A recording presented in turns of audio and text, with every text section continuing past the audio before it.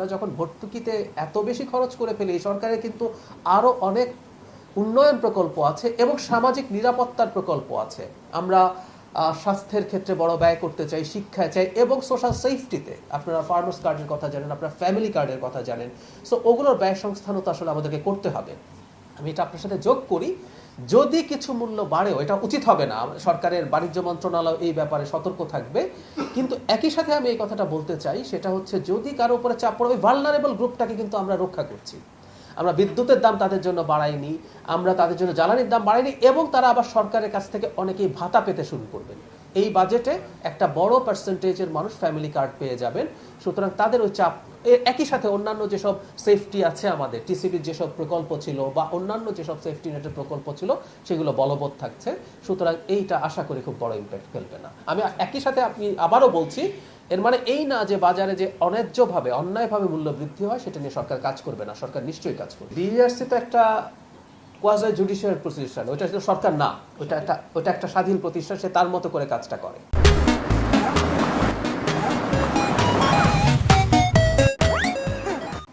So তারা শুনানি করেছেন, তারা শুনানি করে তাদের কাছে মনে হয়েছে বিদ্যুতের দাম বৃদ্ধি করা দরকার, সেটা করেছেন। সরকার তার জায়গায়, সরকার কিন্তু এখানে একটা পক্ষ, সরকার কিন্তু এখানে বিইআরসি না, বিইআরসি একটা স্বাধীন প্রতিষ্ঠান। সরকার মনে করেছে এর পরবর্তীতে যে সরকার এই গ্রুপটাকে আসলে সরকার একটা সেফটি দিতে চায়, তার চাপ কমাতে চায়, তারপর সরকার আসলে এই ব্যাপারে অ্যাপিল করেছে। দুই জিনিস, ওখানে একটা মধ্যবর্তী প্রতিষ্ঠান হিসাবে, মানে এটা একটু বলি, জনগণ নিশ্চয়ই বুঝবেন, মানে বিইআরসির প্রয়োজন কেন হয়েছিল। এই আলাপটা এই কারণে এসেছিল যে বিদ্যুৎ খাত তো আসলে প্রতিযোগিতার মধ্যে নাই, একমাত্র বিক্রেতা হচ্ছে সরকার।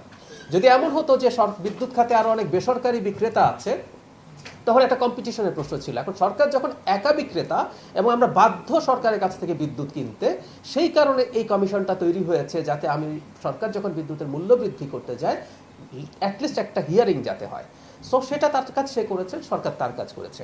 আপনি সিন্ডিকেটের কথা যেটা বললেন, একটা কিছু আপনি নিশ্চয়ই বুঝবেন, বিদ্যুতের মতো এত সেন্সিটিভ এবং সফিস্টিকেটেড একটা ব্যাপারকে একটু সেন্সিবলি হ্যান্ডেল করতে হবে। একটা দেশের পুরো বিদ্যুৎ ইনফ্রাস্ট্রাকচার যেভাবে তৈরি হয়েছে ওভার দ্য ইয়ার্স, 3 মাসের মধ্যে খুব রাতারাতি পরিবর্তন করে ফেলা আসলে যাবে না। এজন্য দেখবেন আমাদের সরকারের এই ব্যবস্থা আছে, এই চেষ্টা আছে, অল্টারনেটিভ আরও বিদ্যুৎ কেন্দ্র, অল্টারনেটিভ আরও এনার্জি এবং এনার্জি ইম্পোর্ট করা, এনার্জি খুঁজে বের করা, জ্বালানি খুঁজে বের করা, এই চেষ্টাগুলো আছে।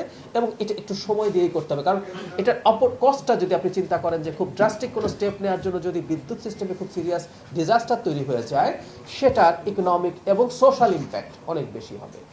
আর আপনি যেটা বললেন, জি, ঈদের সময়ের ব্যাপার, বিদ্যুতের আসলে তো আমাদের খানিকটা মানে জ্বালানির কারণেই হোক, আমাদের খানিকটা ঘাটতি তো আসলে আছে। এখন জ্বালানি যখন এই মূল্য যখন বৃদ্ধি হতে থাকলো, তখন কখনো কখনো আমরা আমাদের ডিমান্ডের যে পরিমাণ সুযোগ ছিল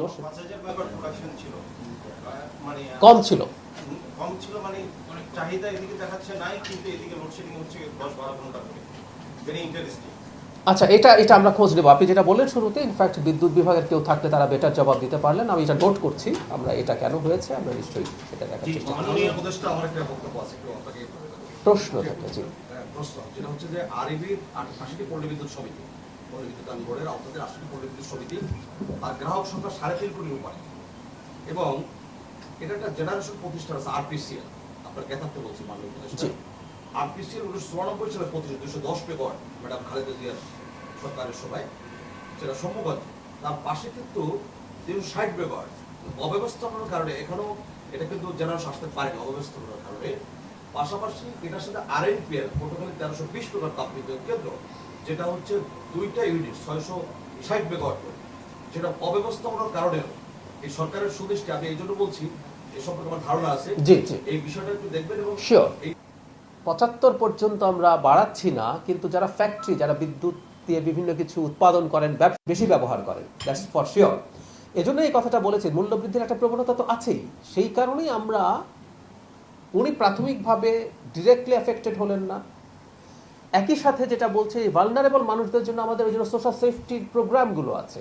মানে বাংলাদেশ, জনাব তারেক রহমান আমাদের প্রধানমন্ত্রীর নেতৃত্বে একটা ওয়েলফেয়ার ধরনের অর্থনীতির দিকে এগিয়ে যাচ্ছে। সেটা নিয়মটা এরকমই, সেটা হচ্ছে রাষ্ট্র তার জায়গা থেকে কাজ করবে এবং সেখানে সবচেয়ে খারাপ যে মানুষগুলো আছে তাকে as much as possible support দেওয়া। সেটা শুধুমাত্র এই কার্ড দিয়ে টাকা দেওয়ার কথা না। ধরুন আপনার একটা ভালো হেলথ বেনিফিট, আমি প্রসঙ্গে যোগ করে রাখি, আপনারা অনেকে হয়তো এই ডেটাটা জানেন, ডব্লিউএইচওর ডেটা, চিকিৎসা ব্যয় মেটানোর জন্য প্রতি বছর বাংলাদেশে 65 থেকে 70 লক্ষ মানুষ দারিদ্র্য সীমার নিচে নেমে যায়। আমি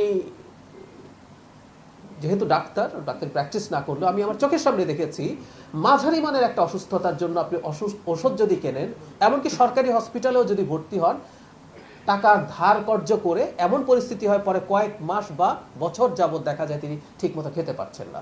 সো এইভাবেই পাশে দাঁড়ানো, আমাদের স্বাস্থ্যের ক্ষেত্রে এই কাজগুলো হবে, সেভাবেই সাপোর্টগুলো হবে। আমি বিশ্বাস করি যে দ্রব্যমূল্য লজিকলি যদি অল্প বাড়ার কথা, খুবই অল্প বাড়ার কথা, সেটা যদি বাড়েও সেই চাপটা ওই ভালনারেবল মানুষ নিতে পারবেন। আমরা অন্যভাবে তাদের পাশে গিয়ে দাঁড়াবো।